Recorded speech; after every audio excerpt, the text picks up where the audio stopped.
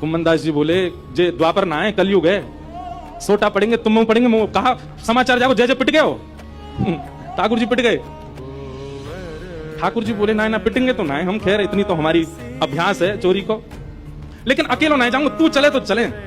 कुम्मनदास जी बोले मैं बड़ो बूढ़ो मैं कैसे जाऊंगा। बोले कछु मत करियो, बस फुर्ती रखियो फुर्ती, बाकी सब मैं संभाल लूंगा।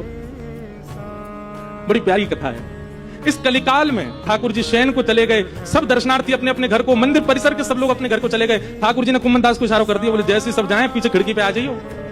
सब चले गए। जैसे कपाट बंद हुए कुम्मनदास जी पीछे खिड़की पे खड़े हैं, प्रतीक्षा कर रहे हैं। इतने में कहा देखो खिड़की में से साक्षात श्रीनाथ जी सचल है करके निकल करके बाहर आ रहे हैं, और आए करके कुम्मनदास जी के कंधा पे अपने दोनों पांव लटकाए लिए बैठ गए। वैसे मूड पकड़ लियो सिर, बोले चल कुम्भना। बोले जानो कहां को। बोले तू चल मैं बता रहा हूं, यहां से सीधे चल, आगे पोखर आएगा माते दाएं मुड़ जाइयो, फिर माते बाएं मुड़ जाइयो, बाएं तो फिर सीधे जाइयो, सीधे तो फिर बाएं मुड़ जाइयो, वहीं हवा को घर। कुम्मनदास जी बोले पूरी दुनिया आपका पथ जानती है पर आप अपने प्रिय का पथ जानते हो ना। ये सौभाग्य है उस सखी का कि आप उसका पथ जानते हो, आप उसका मार्ग जानते हो।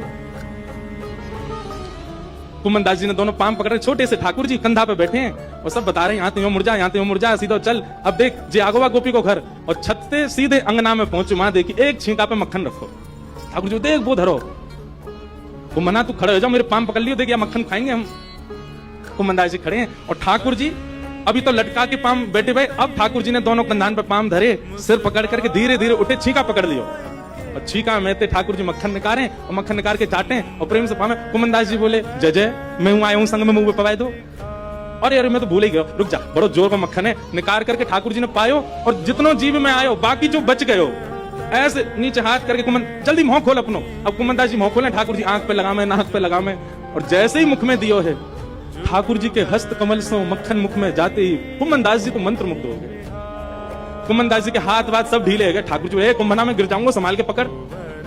हाँ जय जय पकड़ू। जैसे ही पकड़ करके ऊपर ने देखना चाह रहे कैसे चोरी कर रहे हैं ठाकुर जी, जैसे ही ऊपर दृष्टि करी ठाकुर जी की धोती ढीली है कि नीचे सरक रही। कुम्मनदास जी बोले जय जय जय जय जय जय हो है जाएगी, जल्दी आगू पकड़ो।